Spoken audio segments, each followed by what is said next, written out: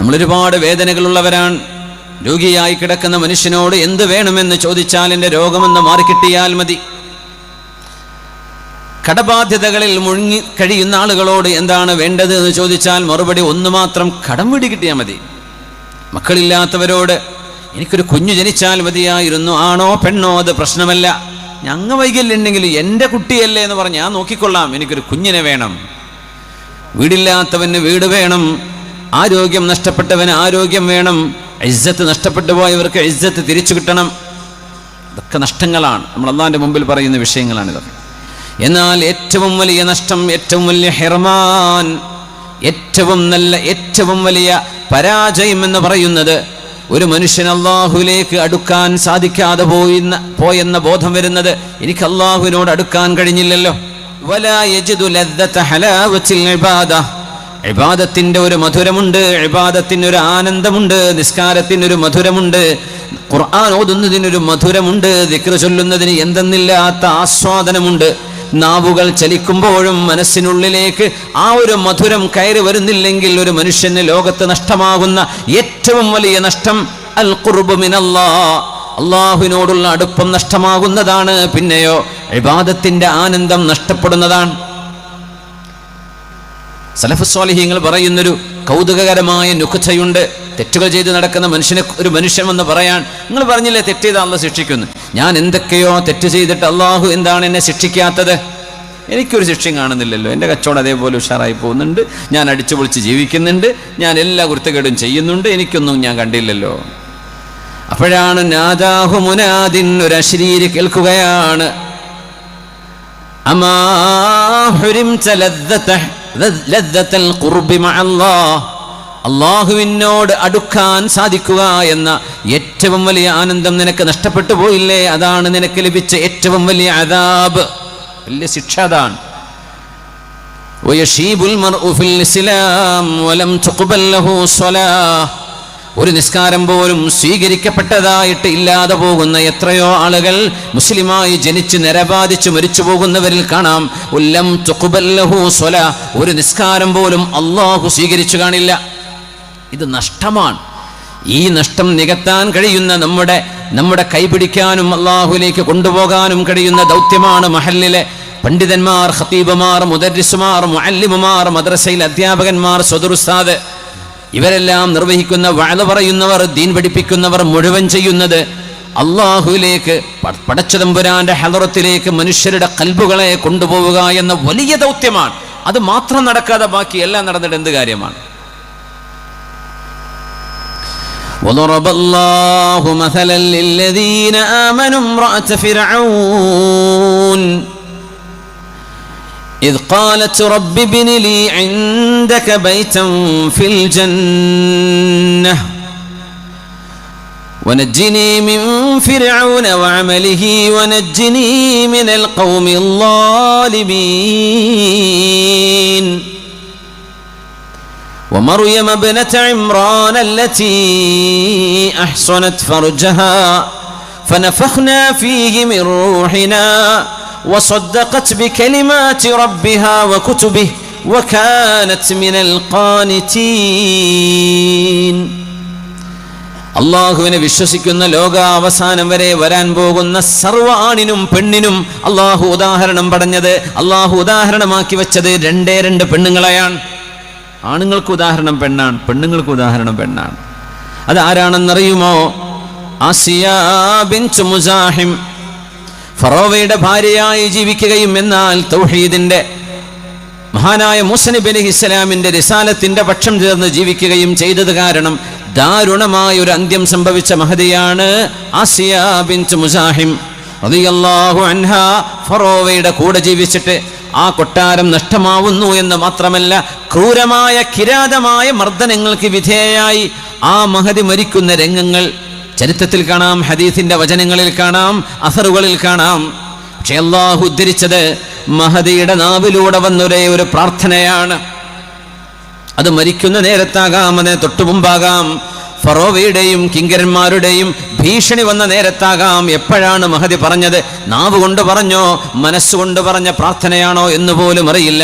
സൂറത്തു തഹ്രീമിന്റെ അവസാന ഭാഗം വദറബല്ലാഹു മസല, അല്ലാഹു നിങ്ങൾക്ക് ഉദാഹരണം പറഞ്ഞു തരട്ടെ, ആരാണ് വിശ്വാസി എന്ന് പറഞ്ഞു തരട്ടെ. وضرب الله مثلا للذين آمنوا امرأة فرعون. ഫറോവയുടെ ഭാര്യയായ ആസിയ ബീവിയാണ് വിശ്വാസിനികൾക്ക് മുഴുവനുമുള്ള ഉദാഹരണം. ഇദ് ഖാലത്, എന്തു ചെയ്തു എന്നല്ല, എന്ത് മഹദി പറഞ്ഞു. മഹദിയുടെ മനസ്സിൽ എന്താണ് വന്നത്? റബ്ബി ബിനി ലീ ഇൻദക ബൈതൻ ഫിൽ ജന്നഹ് സഅലത്തിൽ ജിവാറ ഖബ്ല അദ്ദാർ. റബ്ബി ബിനി ലീ ഇൻദക ബൈതൻ ഫിൽ ജന്നഹ്. പടച്ചവനെ, എനിക്ക് സ്വർഗം തരണേ എന്ന് മരിച്ചുപോയ എത്രയോ ആളുകൾ ഉണ്ടാകാം. എനിക്ക് സ്വർഗം വേണം റബ്ബേ എന്ന് പറഞ്ഞു പോയവർ എത്രയോ കാണാം. പക്ഷെ ആസിയ ബീവി ചോദിച്ചത് അങ്ങനെയല്ല. റബ്ബി ബിനി ലീ ഇൻദക ബൈതൻ ഫിൽ ജന്നഹ്. അല്ലാഹുവേ, നിന്റെ അരികത്ത് എനിക്കുണ്ടാക്കി തരണം ഒരു വീട് നിന്റെ സ്വർഗ്ഗലോകത്ത്. അയൽപ്പക്കം ചോദിച്ചതിന് ശേഷമാണ് വീട് വേണമെന്ന് മഹദി ചോദിച്ചത്. ആരുടെ അടുത്ത്? അല്ലാഹുവേ, നിന്റെ അരികത്തിൽ. നിന്റെ അരികത്ത് എനിക്കൊരു വീട് വേണം. വീട് വേണം എന്നല്ല ആദ്യം പറഞ്ഞത്, നിന്റെ അരികത്ത്. റബ്ബി ബിനി ലീ ഇൻദക ബൈതൻ ഫിൽ ജന്ന.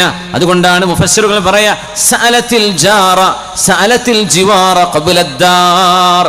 വീട് വേണം എന്ന് ചോദിക്കുന്നതിന്റെ മുമ്പ് അയൽപക്കം എന്താവണം എന്ന് ചോദിച്ചു മഹദി റളിയല്ലാഹു അൻഹ. അല്ലാഹുവേ, നിന്റെ അരികത്ത്, നിന്റെ അരികത്തേക്ക് എന്ന ചിന്തയിലാണ് ആസിയ ബീവി റളിയല്ലാഹു അൻഹ ലോകത്തോട് വിട പറയുന്നത്. ഫറോവയുടെ കൊട്ടാരമോ ആർഭാടമോ നഷ്ടപ്പെട്ടാലും എനിക്ക് പ്രശ്നമല്ല റബ്ബേ, നിന്റെ അരികത്തേക്ക് എനിക്ക് വരണം. അല്ലാഹുവിലേക്ക്. മുഅ്മിനീങ്ങളുടെ ഉദാഹരണമാണ് ആസിയ ബീവി റളിയല്ലാഹു അൻഹ. നമുക്ക് എപ്പോഴും പടച്ചോനിലേക്ക് ഒരടി അങ്ങോട്ട് അടുക്കാൻ പറ്റുന്നുണ്ടോ? ഒരൽപ്പം അല്ലാഹുവിലേക്ക് ഇന്ന് ഞാൻ അടുത്തോ ഇന്നലത്തേതിനേക്കാളും? ഈ ചോദ്യം നമ്മളോട് ചോദിക്കണമെന്നാണ്. കുറേ നമ്മൾ വായിച്ചിട്ടുണ്ടാവാം, കുറേ അറിവ് കേട്ടിട്ടുണ്ടാകാം, പക്ഷെ നമ്മൾ പടച്ചോനിലേക്ക് അടുത്തിട്ടുണ്ടോ? وَمِمَّا زَادَنِي عِزًّا وَتِيهًا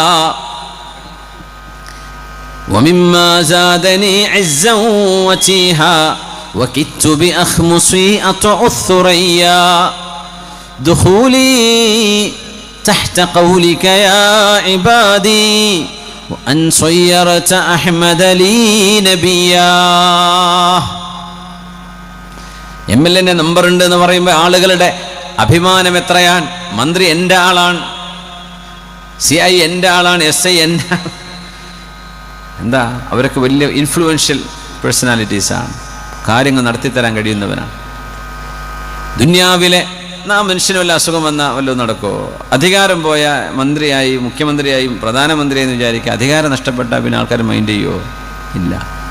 ആൾക്കെന്തെങ്കിലും ചെയ്തു തരാൻ പറ്റുമോ? ഒന്നും പറ്റൂല. എന്നാലും എന്തൊരു അഭിമാനത്തിലാണ് പറയാം, എൻ്റെ ആളാണ് CM, എൻ്റെ ആളാണ്, എനിക്ക് അടുത്ത ബന്ധമാണ്, ഞാൻ വിളിച്ച ഫോൺ എടുക്കും, സംസാരിക്കും.